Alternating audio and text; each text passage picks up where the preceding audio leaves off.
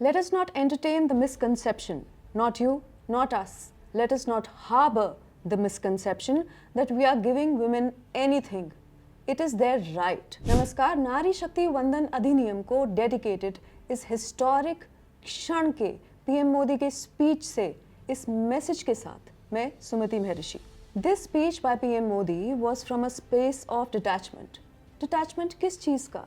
Detachment उन negative reaction से, aspect से नहीं, रिएक्शन से, जिनको एक्सप्रेस करते हुए इस बिल का विरोध करने वाले इस बिल को कई दशकों से रोकते आए हैं. Detachment because he is anchored, detachment because he is determined. He appeared thoroughly assured, ready and courageous for this much awaited cultural change. Cultural change? जी हाँ, a change that redefines the definition of culture and cultural itself.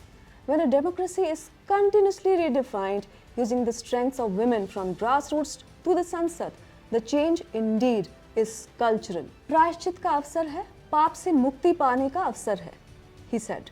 Technical पूंछ लगाने का अवसर नहीं. And that is the moment of great happiness for me.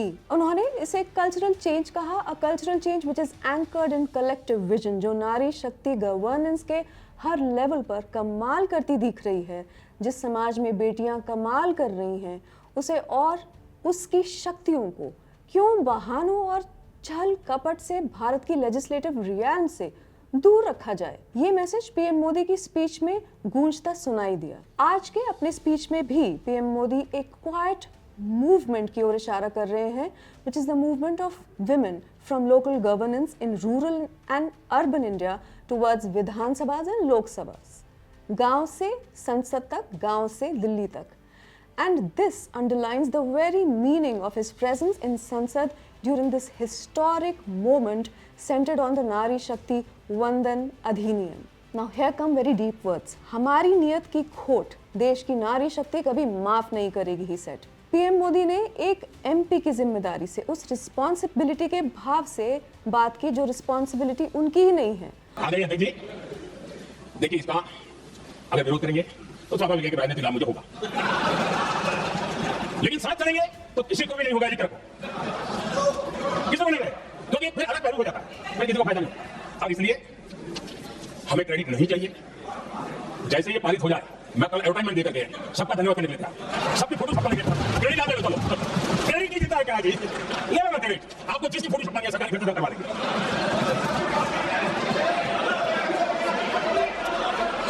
सामने से credit का blank cheque आपको दे रहा. और पार्टीज के एमपीज की भी है जो इस बिल को रोकने के लिए भांति भांति के कारण सामने ला रहे हैं. ओपेद से लेकर संसद में अपनी स्पीचेस में इस बिल का विरोध करने वालों ने ये कहने की कोशिश की है कि ये बिल विमेंस रिजर्वेशन के लिए नहीं, डीलिमिटेशन का है, सैंडविच बिल है, वगैरह वगैरह. क्योंकि प्रधानमंत्री मोदी की राजनीति महिलाओं के कल्याण और भारत के विकास के प्रति सकारात्मक रुख पर आधारित है, इसलिए उन्होंने अपनी महिला कल्याण से जुड़ी राजनीति में संवाद, सहभागिता और संवाद की उपलब्धि हासिल की है. साउथ ऑफ इंडिया में डीलिमिटेशन को लेकर और सीटों के गणित को लेकर एमपी तेजस्वी सूर्या एक अच्छा खासा ठोस एक्सप्लेनेशन दे ही चुके हैं.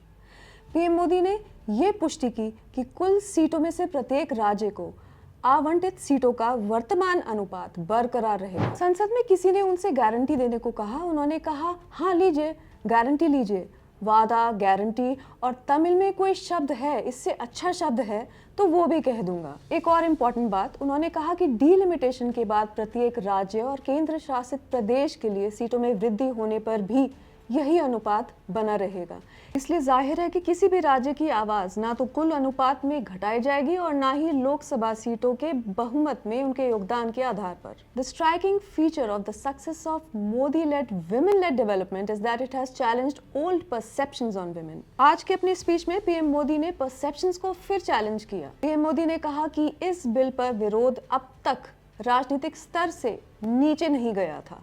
However, it has now percolated to the grassroots. पिछले 25-30 वर्षों में ये दिखा है कि जिन लोगों ने महिला आरक्षण का प्रत्यक्ष विरोध किया है और अलग अलग रीजन से किया है, उन्हें विफलता देखनी पड़ी है.